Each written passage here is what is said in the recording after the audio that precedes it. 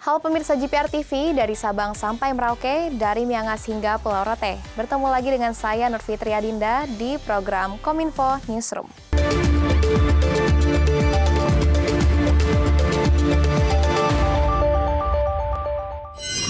Pemirsa, mengawali informasi pertama, Presiden Joko Widodo menetapkan tanggal 12 Januari 2022 akan dilaksanakan vaksinasi dosis 3.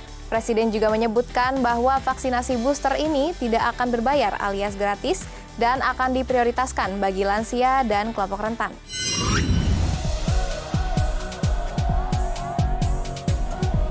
Presiden Joko Widodo menyampaikan bahwa mulai tanggal 12 Januari 2022, pemerintah akan melaksanakan vaksinasi dosis ketiga. Presiden menetapkan bahwa vaksinasi dosis 3 ini gratis dan akan diprioritaskan untuk lansia dan kelompok rentan. Upaya ini dilakukan untuk meningkatkan kekebalan tubuh. Meski sudah divaksin, Presiden mengingatkan masyarakat agar tetap disiplin menerapkan protokol kesehatan. Vaksinasi dan protokol kesehatan merupakan kunci dalam menghadapi pandemi. Mulai tanggal 12 Januari 2022, pemerintah akan melaksanakan vaksinasi ketiga dengan prioritas bagi lansia dan kelompok rentan. Upaya ini penting dilakukan untuk meningkatkan kekebalan tubuh masyarakat, mengingat virus COVID-19 yang terus bermutasi. Untuk itu, saya telah memutuskan pemberian vaksin ketiga ini gratis bagi seluruh masyarakat Indonesia.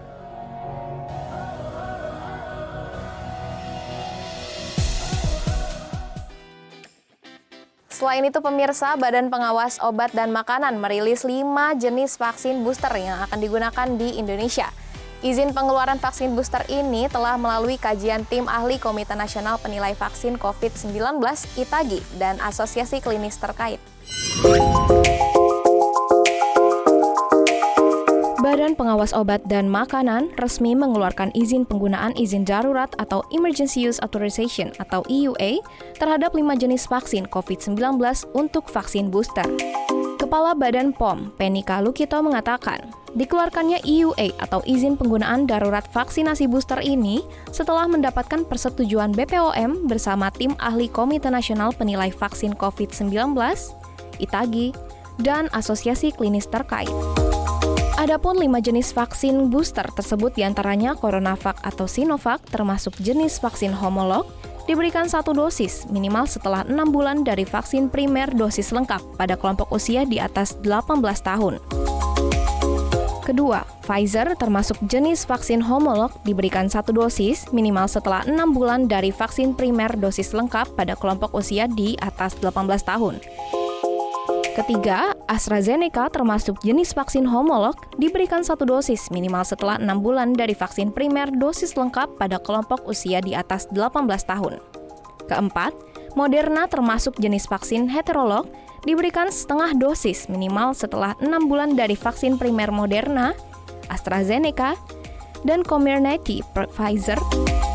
Yang kelima adalah vaksin Zivivax, ini untuk booster heterolog dengan primer Sinovac atau Sinopharm, juga diberikan setelah 6 bulan ke atas di pemberian dosis menunjukkan bahwa peningkatan titer antibodi netralisasi meningkat lebih dari 30 kali pada subjek yang telah mendapatkan dosis primer Sinovac atau Sinopharm.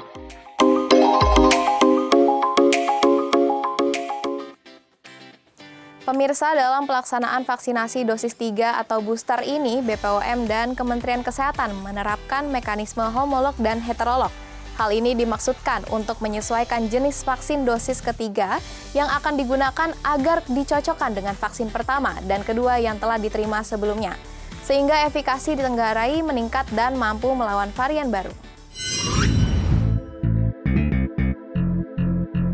BPOM telah menerbitkan izin penggunaan darurat untuk 5 vaksin COVID-19 yang akan digunakan sebagai booster, yakni CoronaVac atau Sinovac, Pfizer, AstraZeneca, Moderna, dan Zivivax, dengan kategori booster yakni homolog dan heterolog.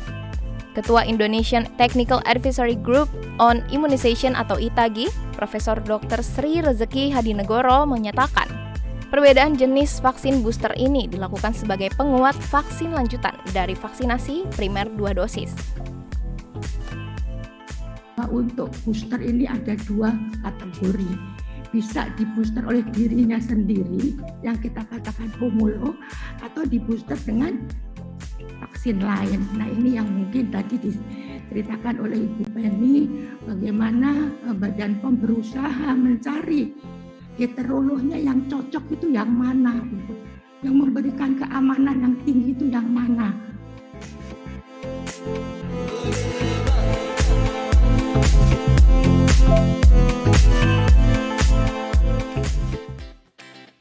Kementerian Kesehatan saat ini akan memfokuskan penanganan pelayanan pasien positif COVID-19 di rumah bukan di rumah sakit.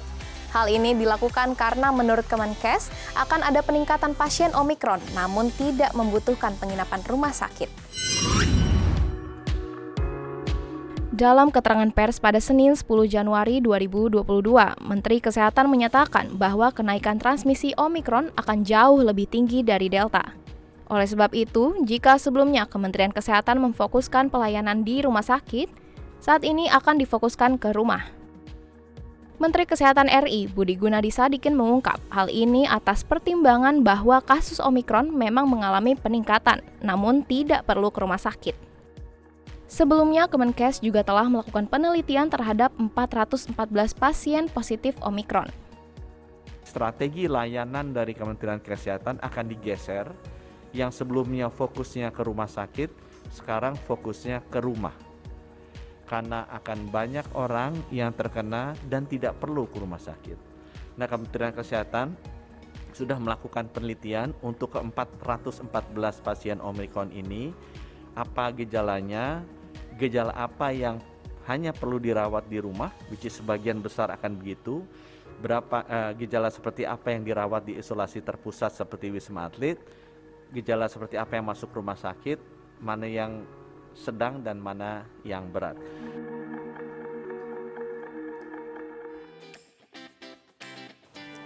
Informasi terakhir, Indonesia E-Commerce Association mendukung sepenuhnya gelaran G20 yang membawa dampak positif, khususnya perkembangan pasar digital. Manfaat yang dapat ditimbulkan seperti mengentaskan kemiskinan dan menciptakan lapangan pekerjaan.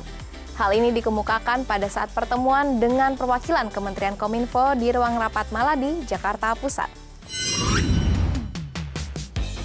Indonesia E-Commerce Association atau IDEA akan mendukung sepenuhnya gelaran G20 yang membawa dampak positif, khususnya perkembangan pasar digital. Gelaran G20 tersebut banyak dimanfaatkan oleh pelaku usaha mikro, kecil, dan menengah atau UMKM. Saat ini sudah ada sekitar 15 juta pelaku UMKM yang mengisi pasar digital dalam negeri. Head of Public Policy and Government IDEA, Rofi Uda Rojat, mengatakan dari sisi komunikasi, publik IDEA akan berpartisipasi secara aktif dalam menggaungkan gelaran G20. Manfaat yang ditimbulkan seperti mengentaskan kemiskinan dan menciptakan lapangan pekerjaan.